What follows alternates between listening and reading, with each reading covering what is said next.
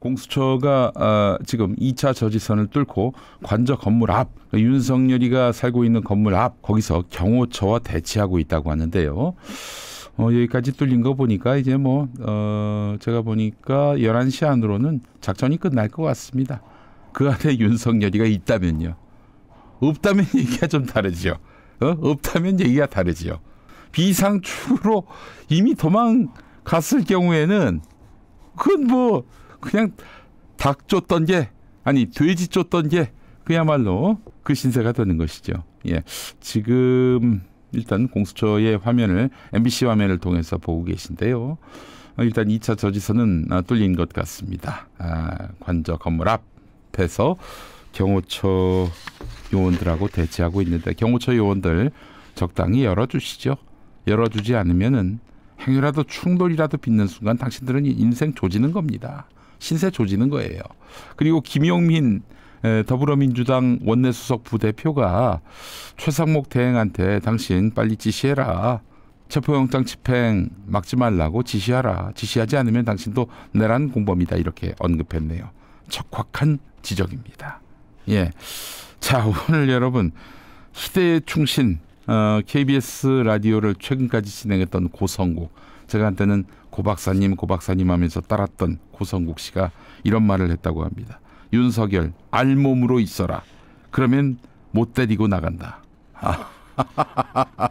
알몸으로 있으면 데리고 나갈 수 없다. 그런가요? 아니 담요를 덮으면 되는 거 아닌가? 예, 알몸으로 있어라. 그러면 못 데리고 나간다. 야, 이 양반 참 좋은 거 알려주네요.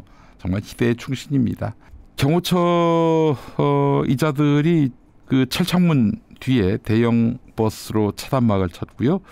그 위에 또 소형 버스로 차단막을 쳐놨는데 다 치웠습니다. 지금 그래서 관저 입구까지 공수처 체포조가 올라가 있는 상황입니다. 예, 정말 미치광이가 아닐 수가 없는 것입니다. 그렇죠? 자, 오늘 지금 주식시장은 물론이고 환율도 안정세를 지금 보이고 있습니다. 주식시장은 상승하고 있고 외환시장은 안정 국면에 접어들고 있습니다. 자, 이런 가운데 미국 AP통신, 영국 로이터 통신을 비롯해서 NHK 등 일본 언론도 큰 관심을 갖고 지금 한국 한남동 상황을 비추고 있습니다.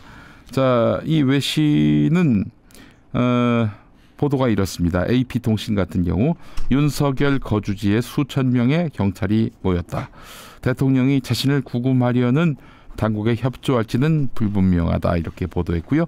로이터는 현직 대통령에 대한 체포는 전례가 없는 일이다. 이렇게 소개를 했고요. NHK, 아사히, 산케이 그리고 마이니치 같은 일본 주요 언론은 윤석열 체포영장 집행을 보도하고 있습니다. 자, 여러분, 헌정사 최초의 현직 대통령의 체포영장이 발부된 가운데 지금 국민의힘 내부가 요동치고 있습니다.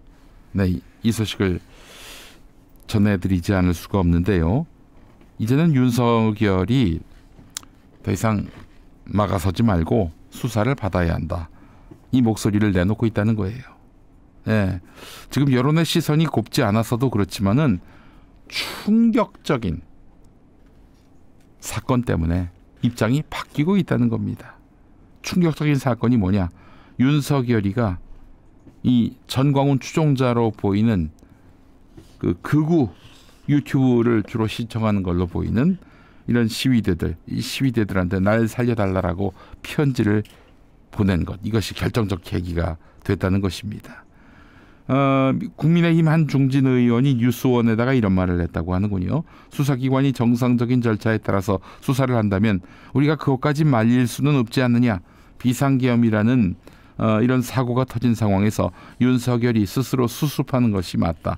이런 입장을 밝혔다고 합니다. 게다가 지금 대외 신인도 문제, 경제 지표의 하락 이런 것들로 인해서 국민의힘도 계속 윤석열을 옹호하기 쉽지 않은 상황이었습니다. 이런 와중에 탄핵반대 집회의 지지자들에게 실시간 생중계 유튜브를 통해 여러분이 애쓰시는 모습을 보고 있다. 여러분과 함께 이 나라를 지키기 위해서 끝까지 싸울 것이다. 이렇게 말하면서 당내에 윤석열을 옹호하는 기류가 대부분 사라졌다는 겁니다. 예. 게다가 최상목 대통령 대행이 국회 추천 헌법재판관 두 사람을 임명하는 바람에 탄핵 절차의 속도가 붙은 점. 그래서 이제는 윤석열이 돌아올 길이 없다. 끝났다. 이런 인식이 대세를 이루게 되면서 더 이상 윤석열을 지키는 것은 부질없는 짓이 될 것이다. 자칫 잘못하면 내란 동조범으로 몰릴 수도 있다. 이런 염려가 지금 국민의힘에서 번지고 있다는 것이죠. 자, 제가 어제 파악한 바에 따르면은 요즘 여당 메신저로서 가장 힘을 얻고 있는 사람이 권성동 원내대표인데 어제를 기점으로 용산과 거리를 두기로 마음을 먹었다.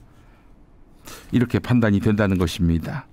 헌법재판관 2명을 임명한 것을 두고 당의 반응이 미지근한 상태라는 점. 이런 점도 매우 크게 권성동 원내대표가 생각이 바뀌었구나를 가늠할 수 있는 하나의 어떤 현상이란 것이죠. 겉으로는 화내는 척하지만 오늘 아침에도 체포는 자제돼야 한다 이렇게 말은 했지만은 내부 분위기는 어디서 그런 말을 한 모양인가 봐요. 권성동이가. 이제 족이 돼서는 어쩔 수 없겠네. 권성동도 윤석열이 전광훈 집회 참가자들에게 보낸 편지에 와, 이 정도 수준이었는가? 정말 참담하다. 이런 반응을 내놓았다는 것입니다. 권성동이 직접 한 것인지 아니면 권성동 주변 사람이 이런 얘기를 했는지는 모르겠지만 뭐 이 정도밖에 안 되는 사람이었나라는 점에는 지금 여당 내부가 다 공히 같은 인식을 하고 있다는 것입니다. 여당 기류 변화. 오늘 체포가 된다면 이제 여러분 완전히 분위기는 대반전이 될 것입니다. 탄핵 이후에도 윤석열이 그래도 영향력을 과시했던 것은 야당 니들 멋대로 해라. 그러나 나는 안 꺾인다. 이런 호연지기 아니었습니까? 그러나 체포가 된다는 것은 드디어 윤석열이도 꺾이는 것이 확인되는 것입니다. 이제 감옥에 들어가면 못 나올 텐데, 체포되면 못 나올 텐데 힘이 없음이 이제 확인이 되는 거예요. 결국 이 내란 사태는 헌재의 파면 판단 그 이전에 체포만으로도 종식이 될 수 있다는 것입니다. 그래서 오늘 체포가 매우 중요합니다. 윤석열의 기세가 꺾이는 결정적인 전환점이 된다는 것이죠. 터닝포인트가 된다는 것이죠. 이제 체포되면 구속, 기소, 징역. 징역은 뭡니까? 사형 아니면 무기 아닙니까?